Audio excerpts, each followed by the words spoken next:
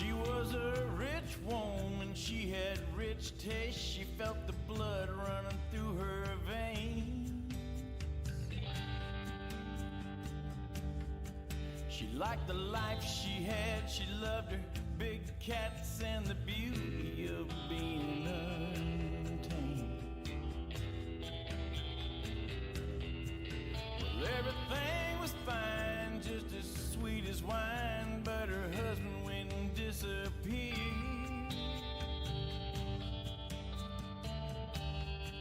But then it got a little crazy, it got a little hazy, and the cops said there's something wrong here. Oh, here, kitty, kitty, oh, mama's got some treats for you. Oh, here, kitty, kitty, you can't find this taste in the zoo. Oh, here, kitty, kitty, oh, Mama Carol, she sure loves you. Oh, here, kitty, kitty, oh, Mama made this for you.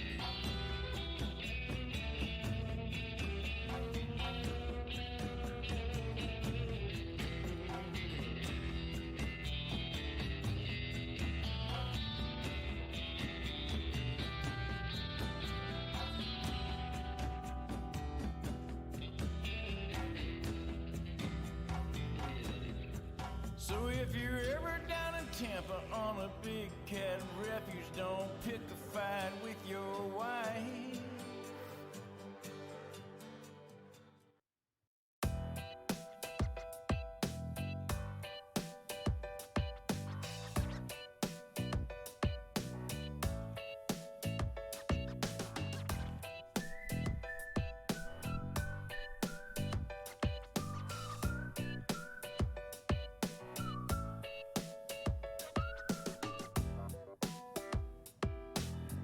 Hello and welcome to Consumer Choice Radio. We are broadcasting live on multiple platforms at the moment, trying to enjoy a good time. Welcome to Consumer Choice Radio. We normally broadcast on the Big Talker station out of 106.7 FM in Wilmington, North Carolina, and we're doing a little bit of an experiment today. I'm going to try to go live here on the nets with all of you. And first, before I do, my name is Yael Osowski. I am coming to you right now live from Vienna, Austria. Plenty of exciting things going on, but I'm most excited to be joined by my great and amazing co-host, Mr. David Clement, out there in Toronto, Ontario. Hello, David. Hello, Yael. I hope you're doing well, staying safe, staying inside, and not going stir crazy like the rest of us. No stir craziness here. I think all is well good here at the Yael Osowski camp, the Osowski family camp. We're doing pretty well. We are one of the countries, as I've mentioned before, that has opened up.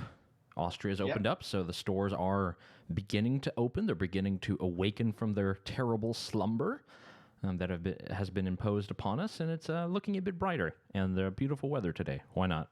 Yeah, and maybe walk through what that looks like for some of our listeners, because for a lot of our North American listeners, what you're about to describe is probably going to sound a little bit like paradise.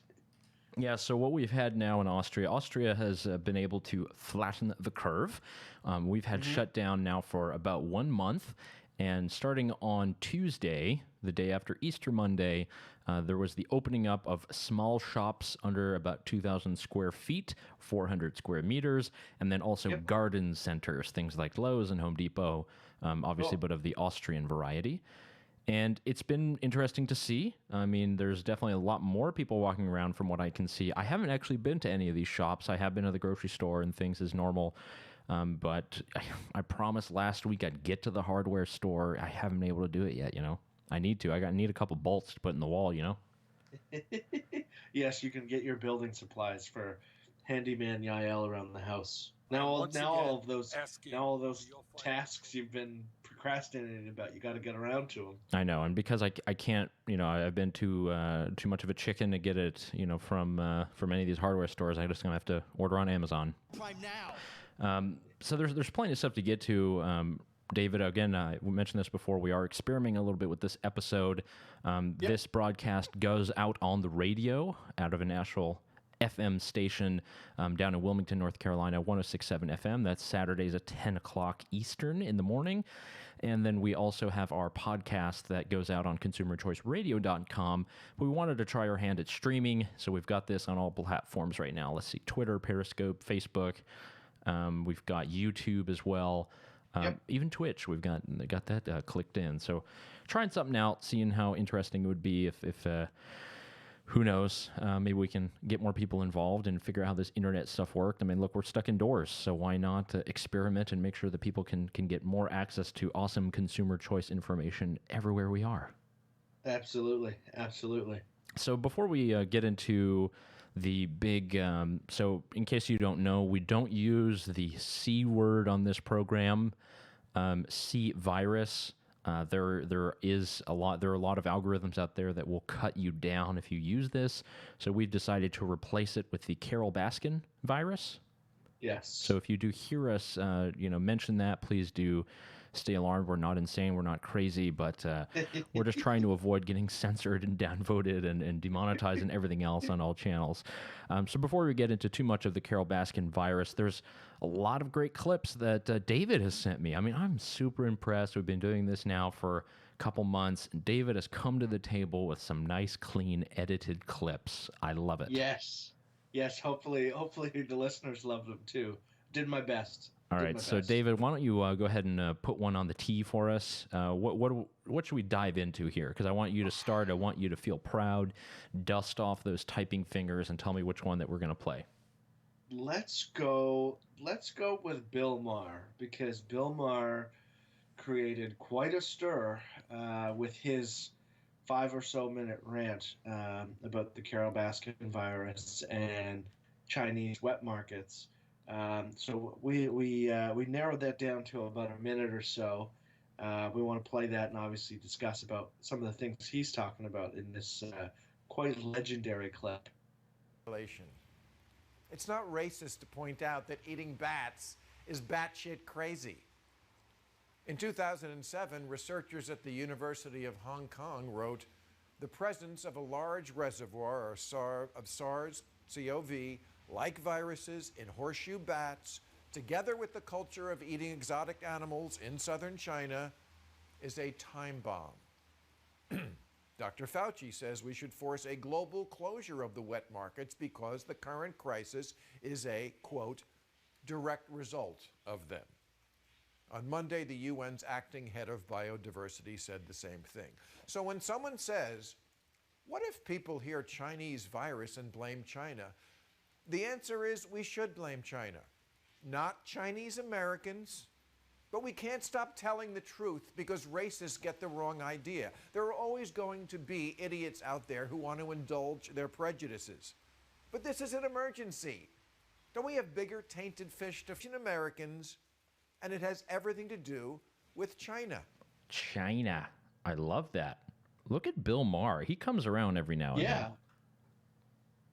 He comes around every now and then. Every once in a while, he throws some punches that stick, and I think that was a pretty good one. I mean, the full context of the clip for those who are listening who maybe haven't seen it is he's talking about the wet markets and the concept of having all of these different types of animals in the same place, and just the chances of various viruses coming from these places, and saying that it's okay to be critical of these practices, and there's nothing bigoted or racist of making those statements, despite what some of his fellow lefties may think.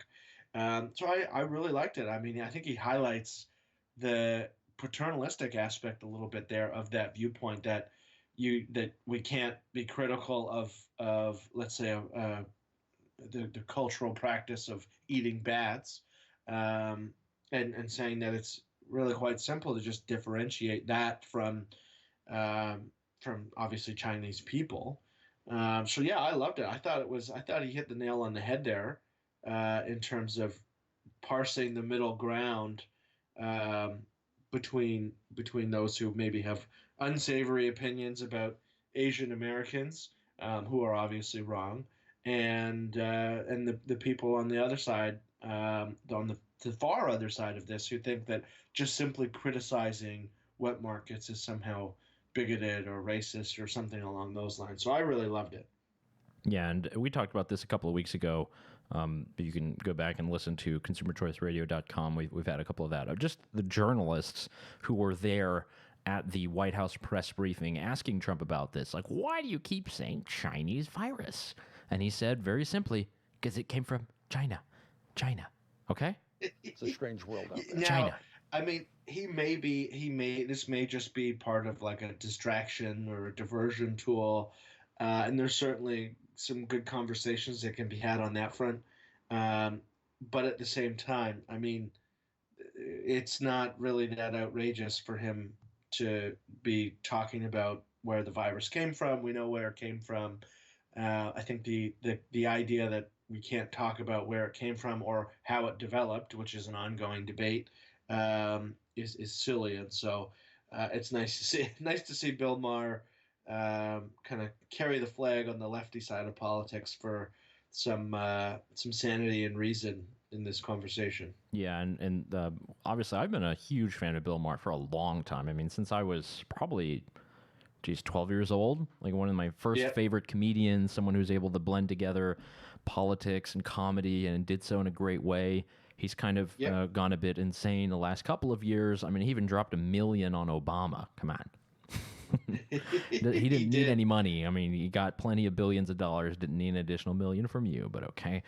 That's another topic. Let's look at some headlines here. A couple of articles that we noticed throughout the week. I've been keeping an eye on David's Twitter feed. This is the problem, David, when we have too much of a hive mind. I think we spend too much of the week talking together, so we end up following a lot of the same news. Yes. Yeah, we see the same headlines. Yeah, and that's a bit problematic. I think the Twitter algorithm is working against us now. It's trying to make sure we don't have a diverse consumer choice radio program. But there have been a couple things that I've seen. There's an interesting article from Vice. We talked about this a little bit last week. These 30 regimes are using coronavirus to repress their citizens. Dog cages, crackdown, censorship, surveillance, expanded police powers. Authoritarians are having a moment. So they talk about examples in China, Russia, Belarus, Venezuela, Cambodia, the Philippines, Uganda, Poland, Ghana, Thailand, Chile. I mean, so many examples. It goes from... Don't forget Hungary. Yeah, Hungary as well. Yeah. I mean, even Serbia as well. That one has been very interesting because China has a huge sort of foothold in Serbia. Serbia, one of my favorite places, of course. And apparently the prime minister approved a decree that gave the government total control over information. What does that even mean? Yeah, that's a scary thing. And we're starting to see some of that debate creep into discourse here in North America, because I know that in Canada, at least, the federal liberals have kicked the tires on potentially some sort of disinformation or misinformation bill, where the government, rather than just the platforms, I mean, these private platforms are editing or monitoring what is being said about the Carol Baskin virus, and just trying to do their due diligence to ensure that false information isn't getting out there. And we kind of see that happening in real time. But the government is now threatening to essentially do the same and attach some sort of criminal penalty to it. So it does raise some red flags for those who care about free speech and free expression, because, I mean, anyone who's ever had an opinion about anything knows that there's a very fine line between purposely spreading disinformation and just being wrong.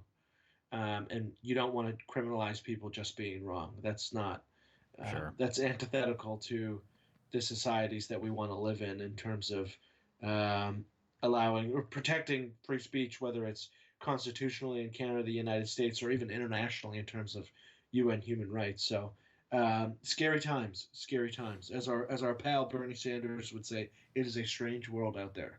It's a strange world out there. No doubt. And with Bernie Sanders, you mentioned him. I don't know if you want to jump right into the political stuff just yet. I got one or two more links on this, but we'll get back to Bernie Sanders and Bo Jiden and what's happening there. Here's another link that'll kind of, this one will make you cringe a bit. This is from the San Francisco Chronicle, our good friends in California. San Francisco mayor caps Uber, Postmates, DoorDash delivery commissions.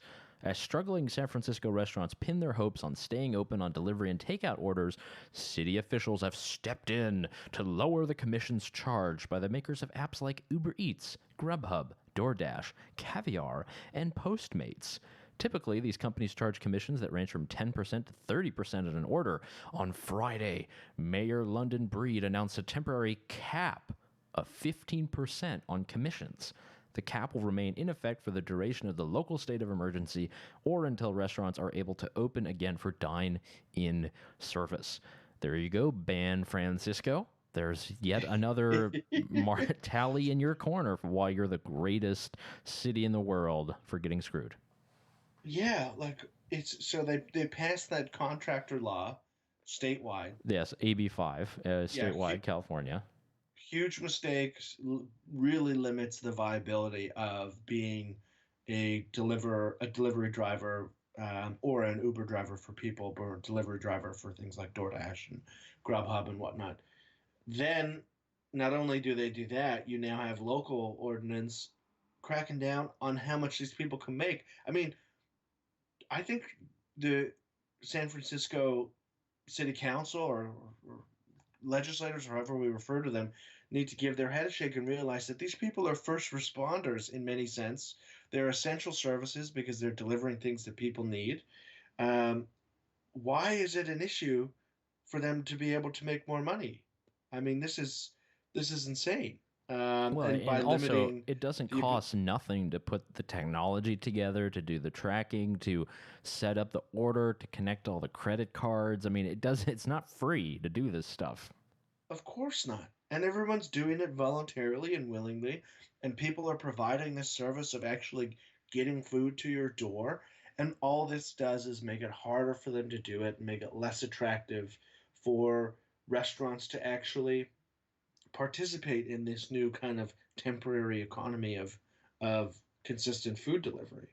And so while other jurisdictions are basically freeing up their economies and making it more open and more competitive and more consumer-centric in light of the pandemic, San Francisco is going the other way.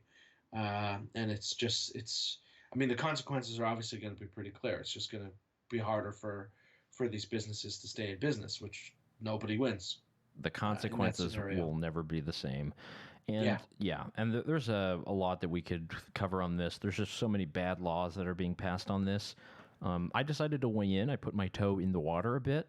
There's an article that I wrote that was published out in Waco, Texas for the moment. It's being syndicated, so that's going out. But essentially, the argument that I was just kind of making is that everyone's criticizing Trump for wanting to open up the economy. You say, oh, you're trying to kill people, and, this whole terrible thing. Carol Baskin's virus, everybody's, cranking up all their political rhetoric to the nth degree. The only point I made is like, look, a lot of people are stuck at home, not able to work, and situations vary between states, between cities, between situations. I think we can lift these like universal lockdowns, and added to that, you can do it in a smart way to actually save lives.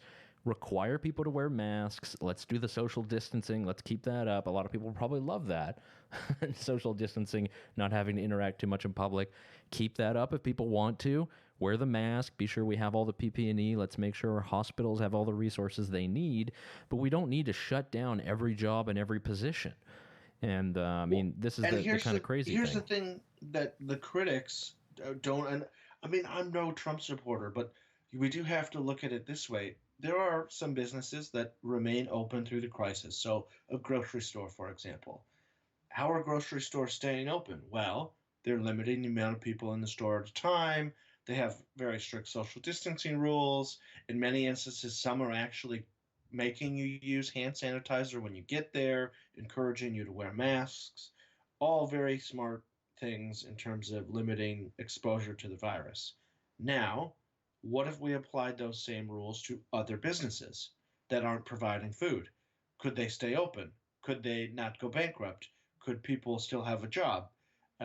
If you can establish that you can do those things without drastically increasing um, risk, then I think you have to give it a shot because we've established that we can run grocery stores in ways that are responsible. So we have to be able to run some other businesses in ways that are responsible. And that doesn't mean we should just like rip off the band-aid and the casinos are going to be open and the clubs are going to be open and we're going to have 20,000 people at a baseball game. Like all of that is going to take time. That's not what reopening the economy looks like, but I think we can apply some best practices and some standards from these essential businesses to what was deemed non-essential, and allow for some of these business owners to open up shop and some of these employees to get back to work, which obviously not only has benefits in terms of the economic arguments, and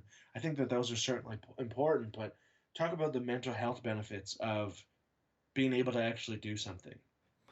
You're sitting at home, you're furloughed, you're waiting for your government check in the mail, the bills are piling up, you're trying to negotiate with, let's say you have a mortgage with the bank for deferrals, there are interest rates, all of these things are compounding on top of each other.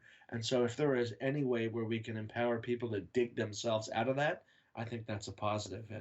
And so I'm cautiously optimistic that the United States and Canada, when they get around to it, can follow the lead of countries like Austria, who are starting this slow roll of businesses being allowed to reopen. Yeah, and the status quo right now in the United States is you've gotten over 16 million people who filed for unemployment. As far as we know, these are just the latest numbers, and that's just in the last month.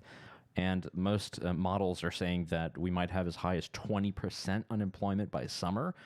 It's just crazy. And especially if you actually look at the numbers and you look at the different states, I mean, because that's really what this is about. It's about federalism. It's about what are certain states doing. I mean, you have a good number of states, about, let's say, I think 19 of them, actually a third of the country almost, they have less than 100 fatalities. Very tragic. Yep. None of those lives should have been lost, but you can't shut down an entire state's economy when you don't have the scale of New York City or Milan or Wuhan, China. And, a lot of people are going to suffer. This is, this is just a point that we're bringing up, not an original point. So I wanted to bring on a perhaps future friend of the show to make that point for us. David, are you open to that? Sure, yeah, let's hear it. So this is Bjorn Lomborg, Danish political scientist, and he's being interviewed on 60 Minutes Australia, which is like one of my favorite programs on YouTube. It is amazing. Let's listen to what he says. Yep. At some point, there's a tipping point. At some point, we actually need to say, this is enough. If we go further, we're actually going to damage the economy more than the few extra people we're going to save. This makes people feel very, very uncomfortable because you feel like we should save everyone, but we never do. In a society, we always make trade-offs. So global warming is real, and it's a problem. Danish political scientist Dr. Bjorn Lomborg is a globally recognized economist and big thinker who's turned his expertise to the coronavirus conundrum. In Australia, the speed limit is 110 kilometers an hour. If you want to save everyone who dies in traffic, you should just take it down to 5 kilometers an hour. Nobody would die. But of course, the point is you don't want to do that because it also has huge social ramifications. We should do a lot for corona, but we shouldn't do everything. Just like we should have speed limits, but we shouldn't have speed limits down to 5 kilometers an hour. Dr. Lomborg reckons going too hard on lockdown is a strategy that will come back to bite us in the long run. The middle ground, he believes, means opening society up and accepting more coronavirus deaths in the short term. When you close down primary and secondary schools, when you close down jobs, are you actually creating more damage, more long-term death, more long-term unemployment and unpleasantness for the whole population compared to what you're achieving in saved lives? I mean, we in Australia are just taking the policy decisions on the chin so far. But that's it, isn't it? How far do we go? And how do we sensitively strike that balance between saving lives and crippling the entire economy? So I think a lot of people want to do a lot of good for the coronavirus. And so they're willing to say, look, I'm going to take it on the chin, as you say. But ask yourself this. Do you think the same people, when they finally get out from this lockdown and see the devastation of their economies, then being asked when the second wave comes around and say, I'm sorry, could you do it all over again? And then a third time. Remember, we'll have to keep open, close, open, close, open, close, all the way till we get a vaccine. And so we need to ask ourselves, how much is too much? It's not clear what that answer is, but we need to have that conversation. Oh, that's great. And that's Danish political scientist Bjorn Lomborg, who's speaking to 60 Minutes Australia. It always helps to have an Australian voice at some point in the program. I mean, and the thing I love about Bjorn, I mean, I have my own biases because he was, I think I was maybe grade 11 when I read one of his first books. But he essentially is like the ultimate cost-benefit analysis guy. And that comes across as really cold sometimes. But he just looks at every problem and says, okay, what can we do? What's it going to solve? Is there a better way? How do we actually manage this? And the crazy part is that, and I think this is maybe what the interviewer failed to hint at, which I would have loved, is that there are examples of economies that haven't had to go under full shutdown, where they're managing to keep exposure to a minimum and managing, obviously, to keep deaths at a minimum, which is extremely important. So it's always great to have an alternative view like that presented, and someone who basically looks at the numbers and says, okay, well, there is a point where it isn't going to be worth the cost. Are we there yet? Are we not there yet? What other alternatives can we do? So always love hearing Bjorn. Maybe one day we'll have him on the show, and then we can rightfully call him a friend of the show. Yeah, future friend of the show. Future friend of the show. So we've sent him a friend request. We'll see what happens. Yes. So yeah, great example there. You're listening to Consumer Choice Radio. This is broadcasting right now all out on the streams, whether it be Periscope or let's see, we got Facebook, we've got Twitch, we got YouTube, and we broadcast this on the radio Saturdays on the Big Talker, 106.7 FM, bigtalkerfm.com. You can find all of our show notes and everything on our website, so we're not just plucking things out of the air. We promise this is the real stuff. This is a program that is presented by the Consumer Choice Center, of which David and I are both a part, and we've been working with our colleagues to stay busy, to stay very, very productive during this time. Plenty of articles being published, plenty of meetings, plenty of things that we're trying to do to continue pushing for consumer choice. I mean, the battle doesn't end here. I know, David, you've been pretty busy, and you've got a couple podcast appearances coming up. You've been sitting on some government committees. I mean, you're a busy boy up there in good old Canada, aren't you? Trying to be, yes, trying to be. Yes, well, and since we're discussing Canada a little bit, we always like to bring in a Canadian example or two, just because it's an interesting place. There's fairly similar government, and there's at least some things that sometimes you can learn. And I guess you have another clip that you wanted to present us, coming from Alberta this time. Yes. So I'll tee this up. This has to do with the approval process for medicines, and this clip is about Jason Kenney, who is the Premier of Alberta.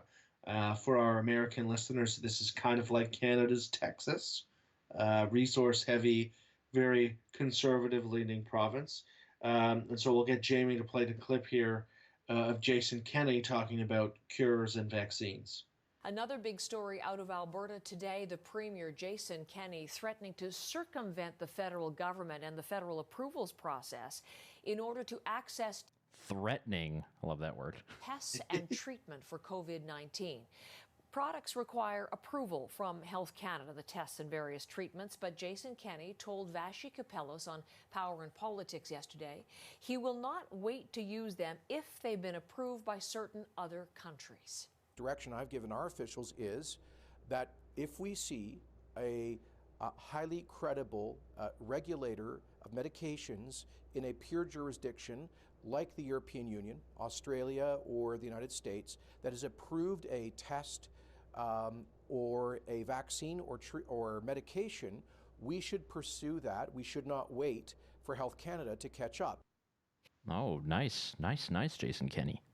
Look at that. Yeah, I mean, it's a great concept here, and he actually got backlash over it, which I thought was just astounding, as if the Australians are going to be cooking up all of these fake meds that aren't going to work. Well, that's what the Aussies do. They like to do all these fake tests, make sure we get all garbage here. I'm sorry, I think it was the Chinese that have these bogus tests that they were giving to places like Spain and the Czech Republic. It was not our pure jurisdictions, as Jason Kenney said. So, great point.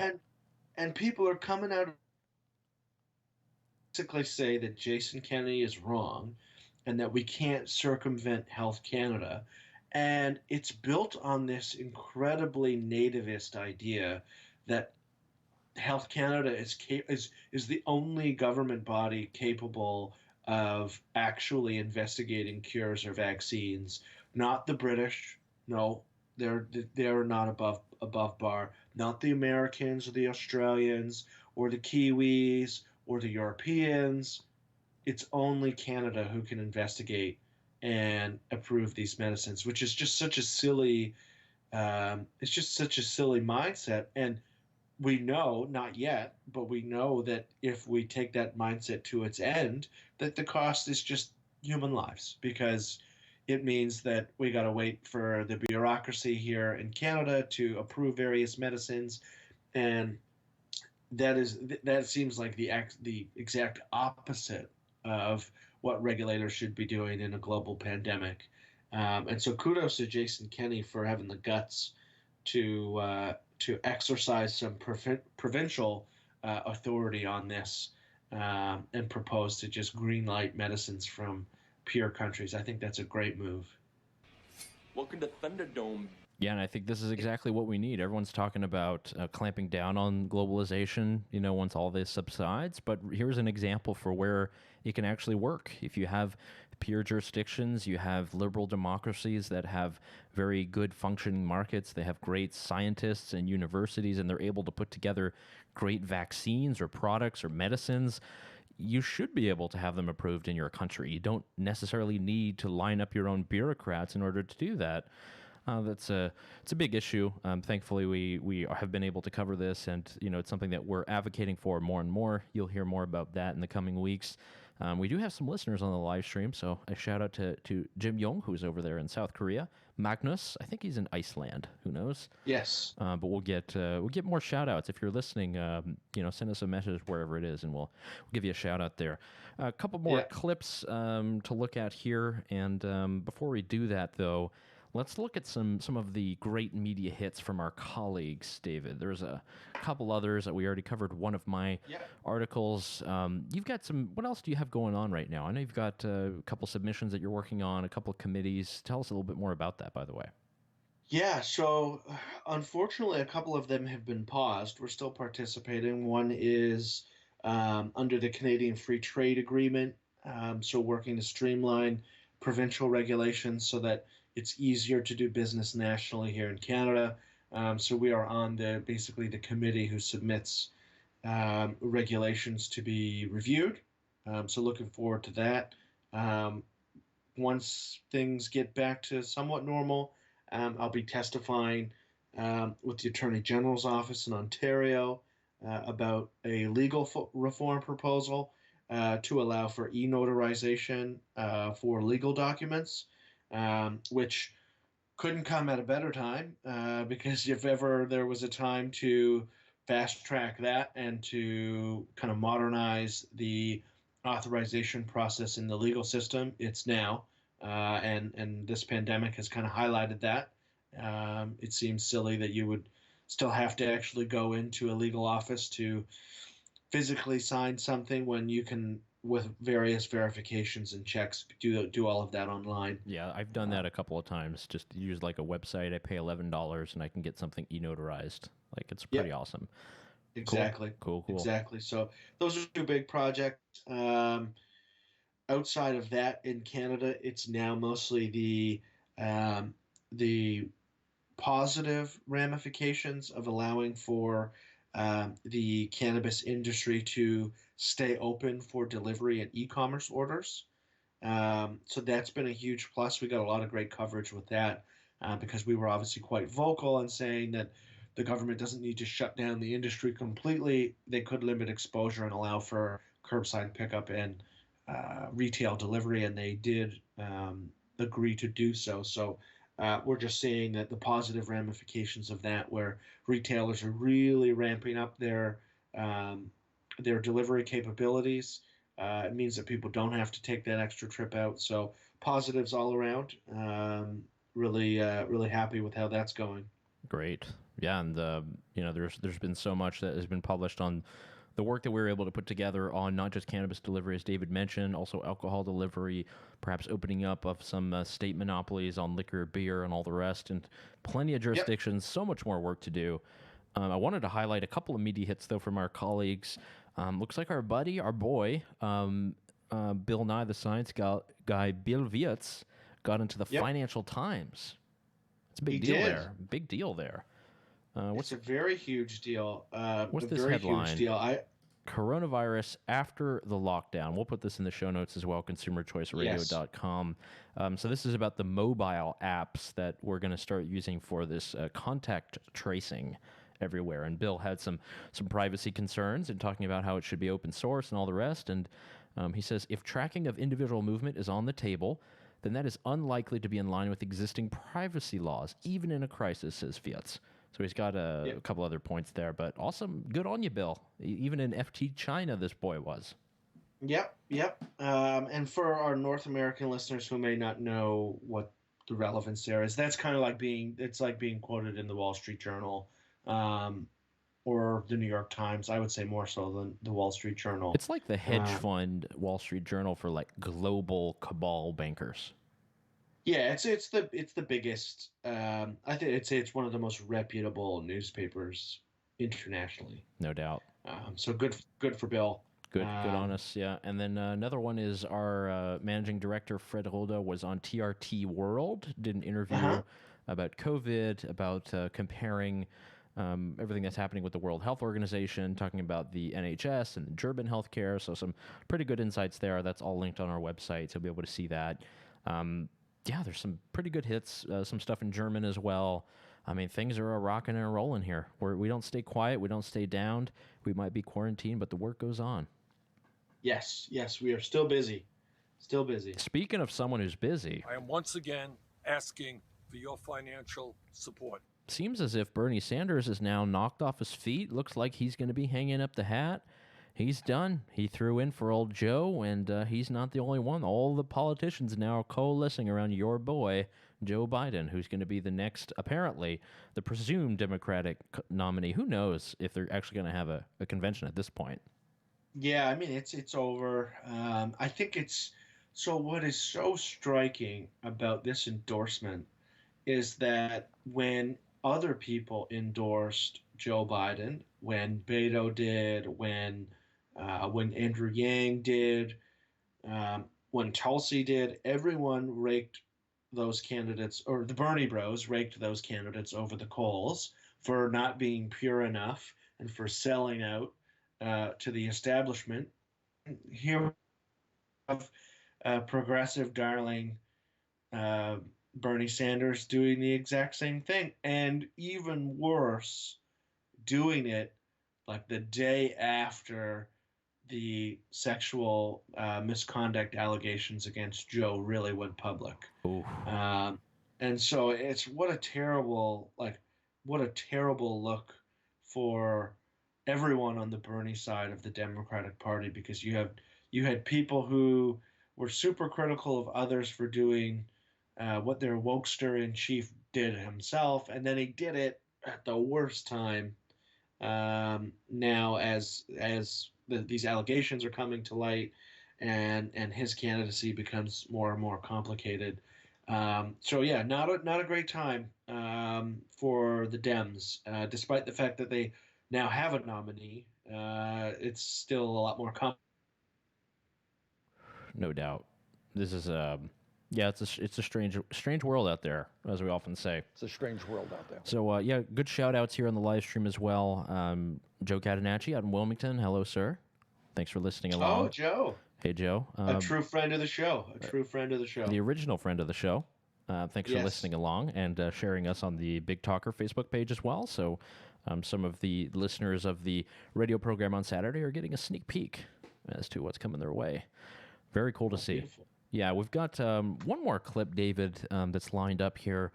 We got about 15 minutes left in the program. We're in the quarter bottom of the hour. Looking at bailouts. This is discussed a little bit. I think we talked about this probably the last two shows.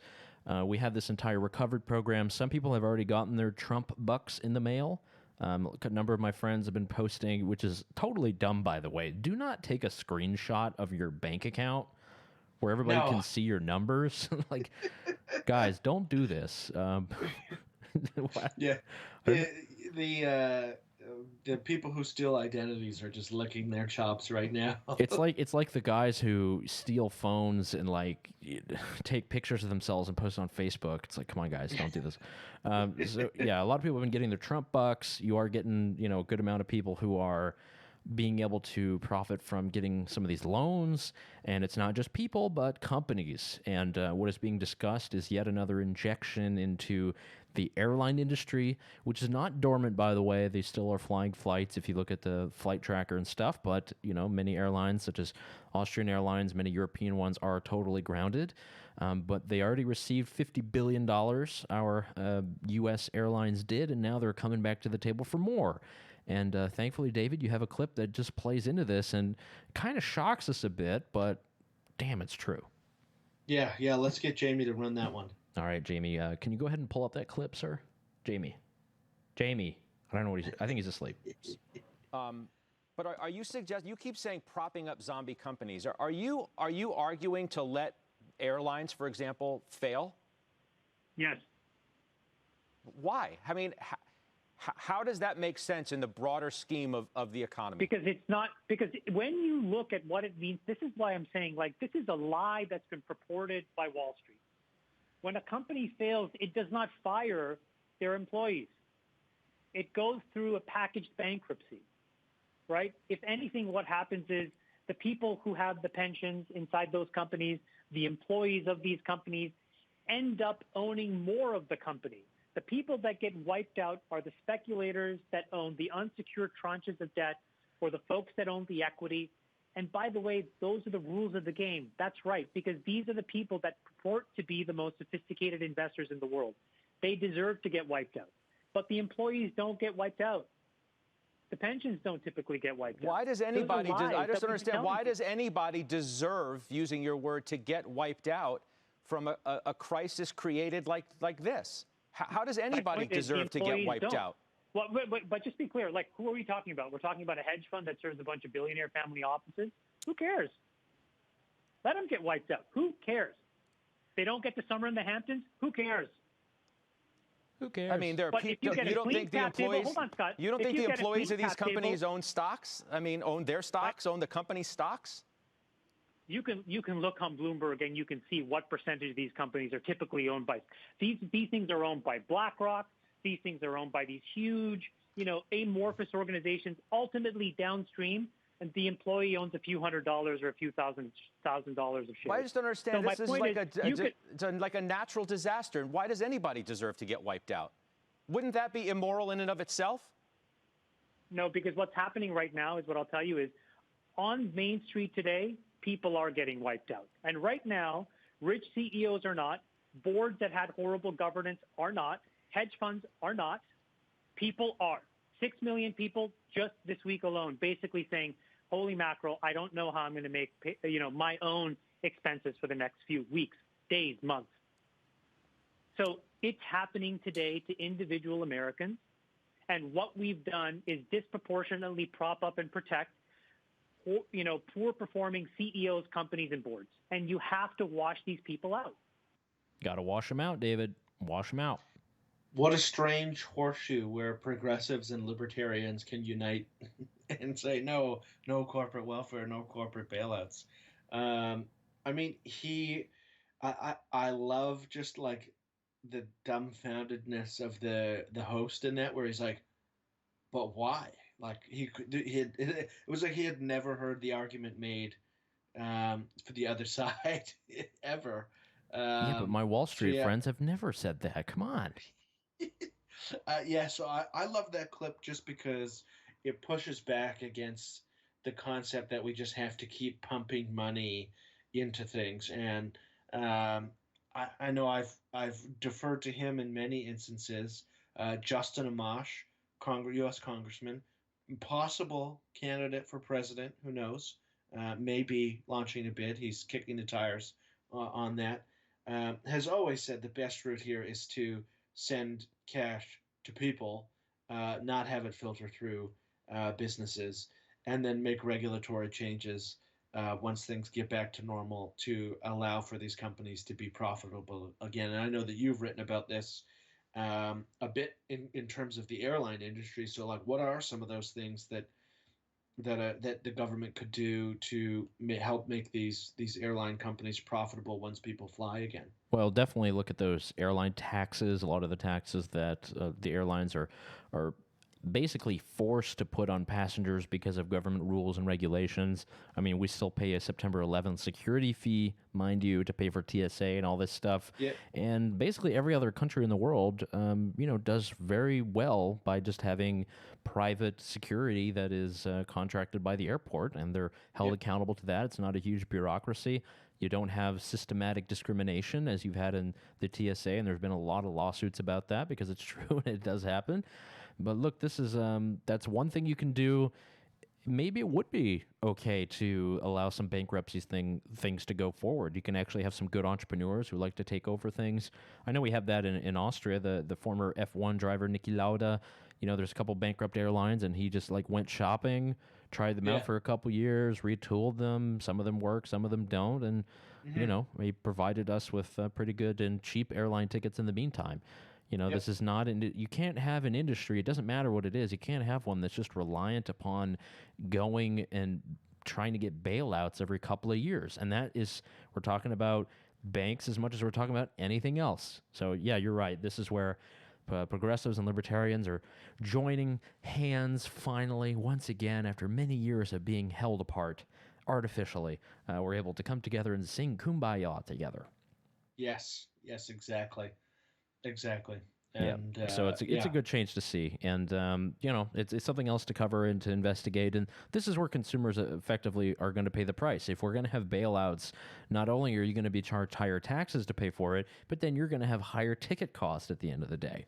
So then you're just hit twice. And that's not what we need at all. We need to have much more competition. We need to apply the rules of rigor, apply the rules of the market. If you're not able to make it, I'm sorry. Right now, when you have COVID, that is force majeure situation. So, yes, it is cool. You can have loan programs, and most small businesses do need this right now.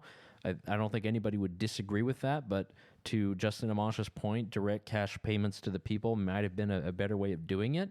I mean, the people who divided it up, did the math. It's like, okay, so essentially, what is it, $1,200 for every person? But then the whole thing actually would equal like $6,000 if we just gave it away to people.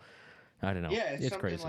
It's like $6,000 or $7,000 a month per family for 3 months if you took the totality of what was spent and just divided it by people, which I think would have been that would probably do a much better job of ensuring that bills are paid, that mortgages are paid, that rent is paid, that you can afford food, that you can make your payments on whatever else is going on, so that you don't have this ballooning. So like with what we've done now, we have a ballooning of federal debt, and that's bad.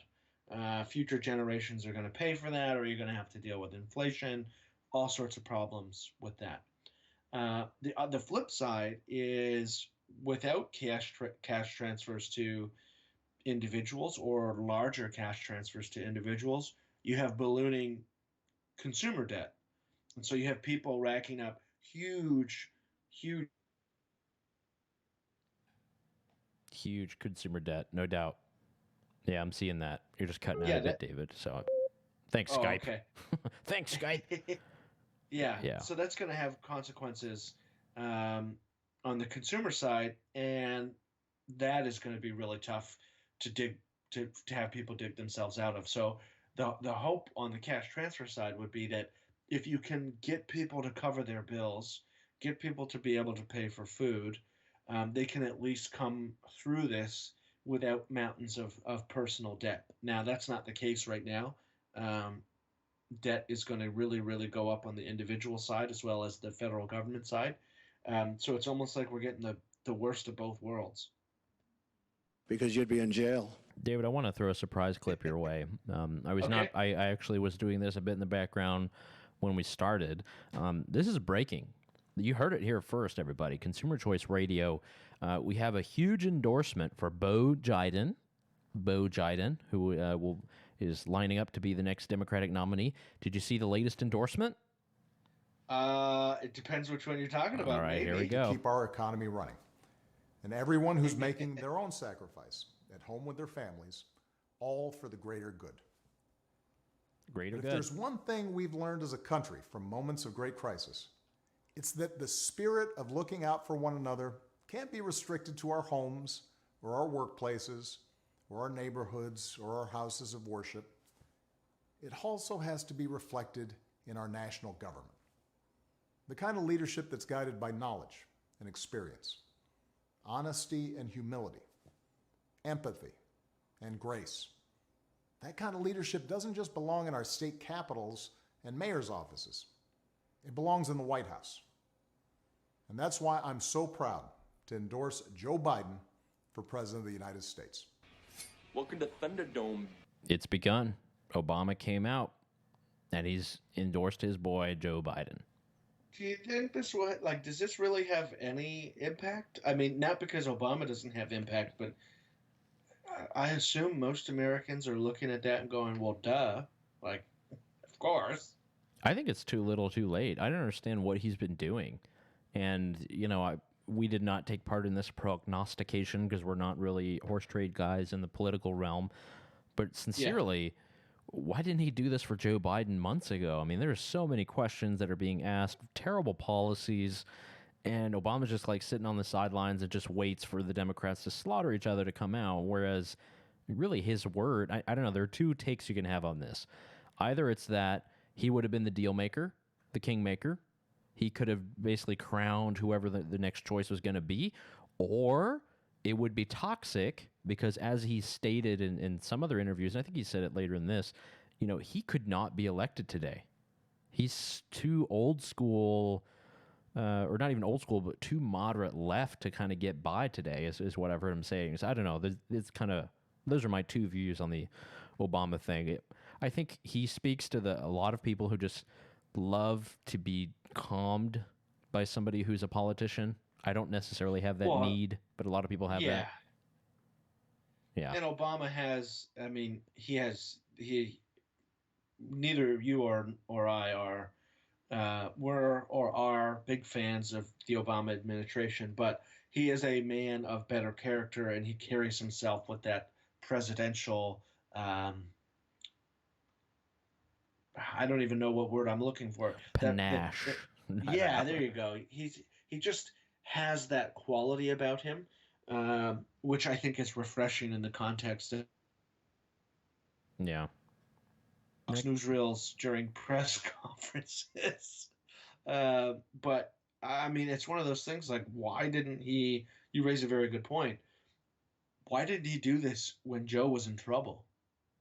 Yeah, and it's not because like Joe was like a skilled manipulator of the political process. It's mostly that, everyone else just kind of fell by the wayside, and then Carol Baskin's virus came out of nowhere and essentially shut this down. And I don't know. I don't know what to think.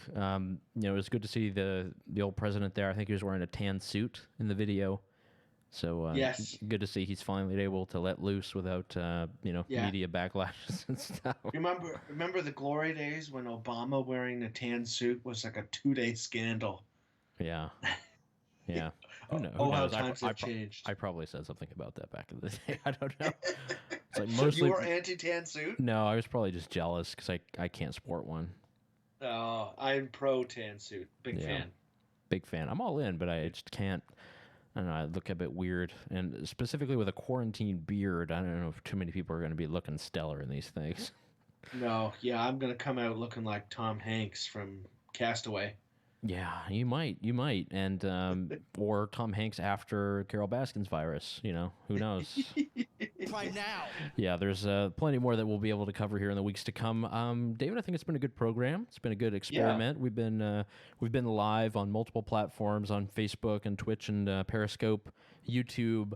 A couple people have been chiming in, sending messages, which is pretty cool to see. Very awesome. Thanks to those of you that shared it.